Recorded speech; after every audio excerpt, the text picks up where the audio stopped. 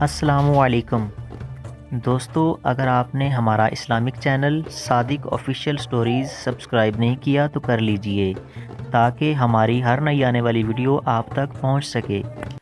دوستو، آج کا ہمارا موضوع ہے سبحان تیری قدرت۔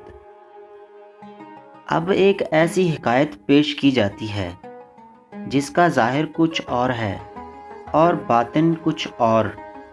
ایک گاؤں میں ایک مؤذن تھا۔ اس کی دل خراش آواز سے سب نالاں تھے، سب پریشان تھے، مگر مؤذن کو خوش فہمی تھی کہ اس کی آواز بے حد سریلی اور میٹھی ہے۔ جب وہ اذان دیتا، سننے والے اپنا سر تھام لیتے، معصوم بچے اپنی ماؤں سے لپٹ جاتے، راہگیر کانوں میں انگلیاں دے لیتے، غرض مرد عورت بوڑھے جوان اور بچے اس کی کرخت آواز سے پریشان ہو جاتے تھے۔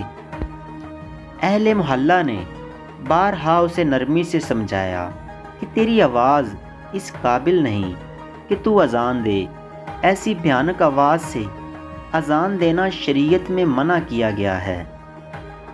محلے والوں کی جان اس سے عذاب میں تھی، سننے والوں کی نیند حرام ہو جاتی تھی، سروں میں درد ہونے لگتا تھا۔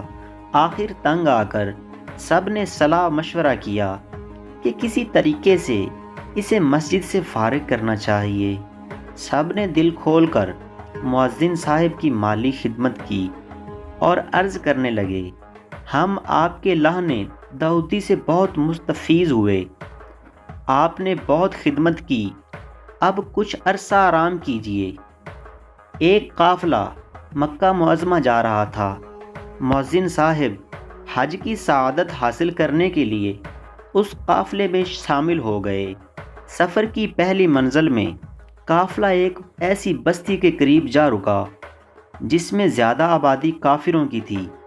عشاء کی نماز کا وقت ہوا تو اس مؤذن نے اللہ کا نام لے کر اذان دینی شروع کر دی۔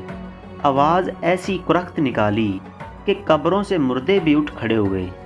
قافلے والے ڈرنے لگے کہ کہیں کوئی فتنہ نہ برپا ہو جائے۔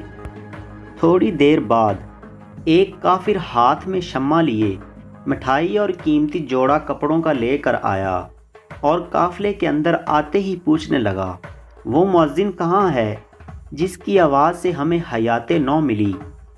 قافلے والوں کو اس کی یہ بات سن کر حیرت ہوئی۔ کافر مسکرا کر کہنے لگا، میں شکریہ ادا کرنے آیا ہوں۔ کافر کہنے لگا، میری اکلوتی لڑکی ہے، نہایت ہی حسین و جمیل اور نازک دماغ کی ہے، مدت سے اس کی آرزو تھی کہ مسلمان ہو جائے۔ ہم اسے برابر سمجھاتے رہے کہ یہ خیال دل سے نکال دے، اپنے باپ دادا کا مذہب نہ چھوڑ، مگر اسے کوئی نصیحت کارگر نہ ہوئی تھی۔